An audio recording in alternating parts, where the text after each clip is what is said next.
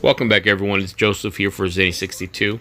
So earlier today, Jon Gruden had a press conference, the traditional presser after practice.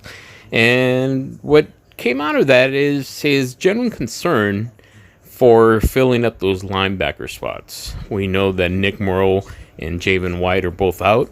It looks like Javin White hopefully be back in the mix prior to the first game, if not the next following game. But Nick Morrow is still a question mark. Now, he's not obligated to tell the press, nor obviously the fans, what's really going on with Nick Morrow.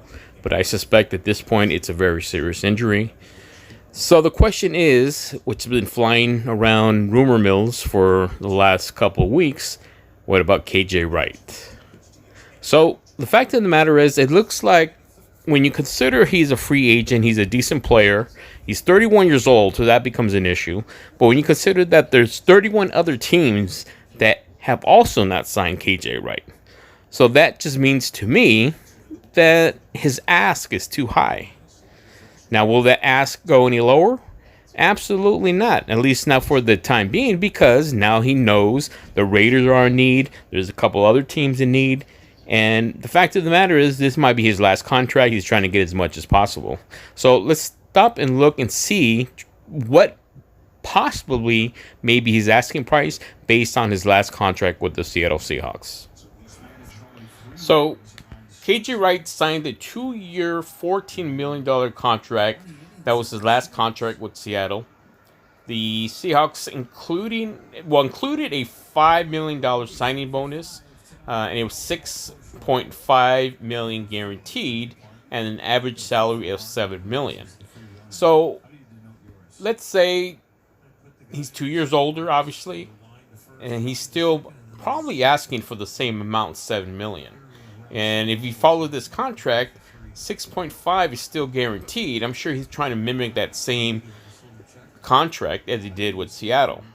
Now, I know the Raiders probably would be willing, or probably had offered him at least $2 million, at least 2.5. I wouldn't be surprised if they push it to 3.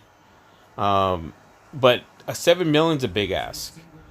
So I think that's the primary reason and the only reason why the Raiders haven't signed KJ Wright. If we just look at the numbers, and like I mentioned before, he's 31 going on 32, if not 32 already, and he's definitely probably on his last contract, trying to get as much as possible. And the fact that there are a lot of teams that are hurting right now, I highly doubt he's going to lower his asking price.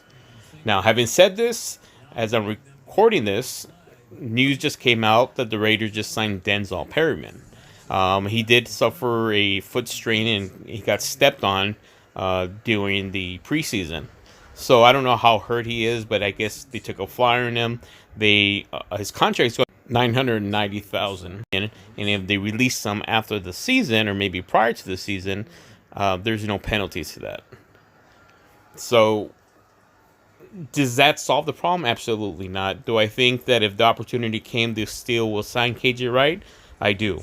And hopefully they'll be able to work something out, move around some contracts, get rid of Jalen Richard, which I think initially was 3.5, but since June hit, I think the most they can save by cutting Jalen Richard or releasing him would be about $2 million, possibly 2.5. So keep it here on Zany62. Don't forget to like and subscribe.